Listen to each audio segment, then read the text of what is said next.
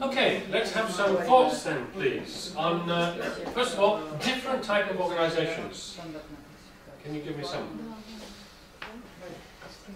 Different types. Different types of organizations. Okay, we have lots of different types. Like we have family-owned companies, we have companies run by owners, companies run by professional management, companies that are created to make profit. Some companies are created not to make profit, but to support something.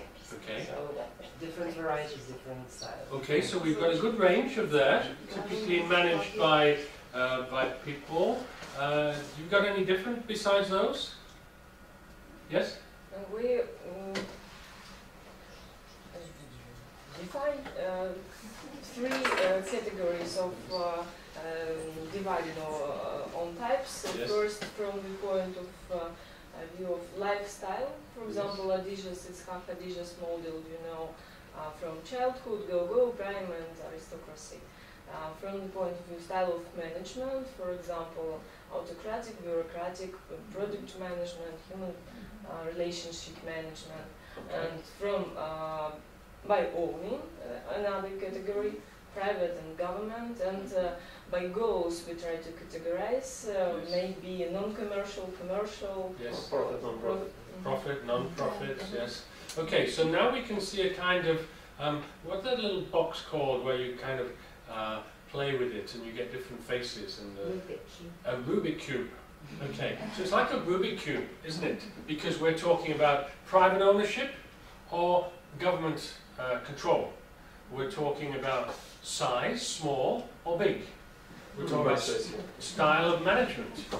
We're talking about such as primary, agriculture and mining, secondary, manufacturing, and we're talking about a third, service sectors, finance, health and that sort of thing. We're talking about, if we take a private business, we're talking about someone who owns that business, a sole trader. We're talking about partnerships, what we call limited liability partnerships. And we're talking about limited companies, PLC, private limited companies. And we're talking about MNCs, multinational corporations.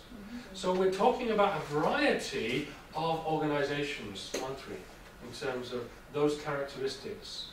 So we need to have a concept beyond just our own organization, which might be small or big, local, regional, national, global, controlled by government, controlled by private equity.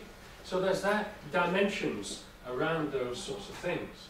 And so you could say somewhere they'll fall along this line. From public without competition to public with managed competition, to contracted out, to public infrastructure operating privately, to private regulated, to joint private public ventures, to private with part state ownership, to fully private. Here's an example. In the UK, we have sold some of our banks to the government.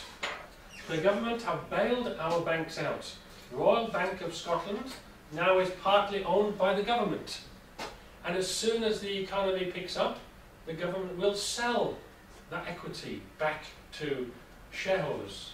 So we can shift along this line. This end, that's my company, fully privately owned, to shareholders. At this end, public without competition. The Ministry of Defence, for example, we might say. Why without competition? Sorry? Why without competition? Without competition? Why? No, it's all right. Why it's without competition? What, my company?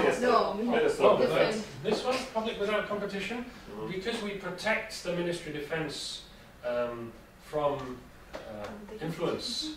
The government controls the Ministry of Defence. No one else can control it. The Prime Minister will make a decision. So I can't see how anyone is going to compete with the Ministry of Defence. I don't think so. In that extreme example, military reasons. But then you do have the National Health Service, which is the largest employer in Europe, which employs more people than any other organisation, the National Health Service, which runs our hospitals, and that is being partly privatised. We're selling parts of our hospitals to private equity partners.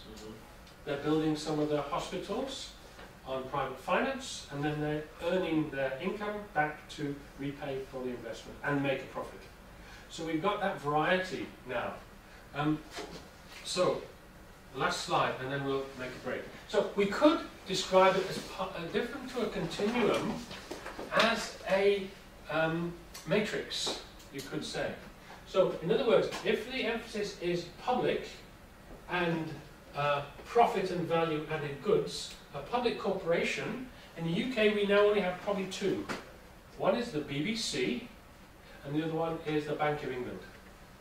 Here are public services, like the Ministry of Defence, our local authorities. Then here are private businesses, like mine. And here are the social enterprises, the charities. Oxfam, WWF, World Wildlife Fund, for pandas. Okay, so in other words, if you emphasise ownership as private and you emphasise welfare, community and budgetary good, then the organisation Oxfam fits there. If we're talking about welfare and public, we're talking about the Ministry of Defence for protecting.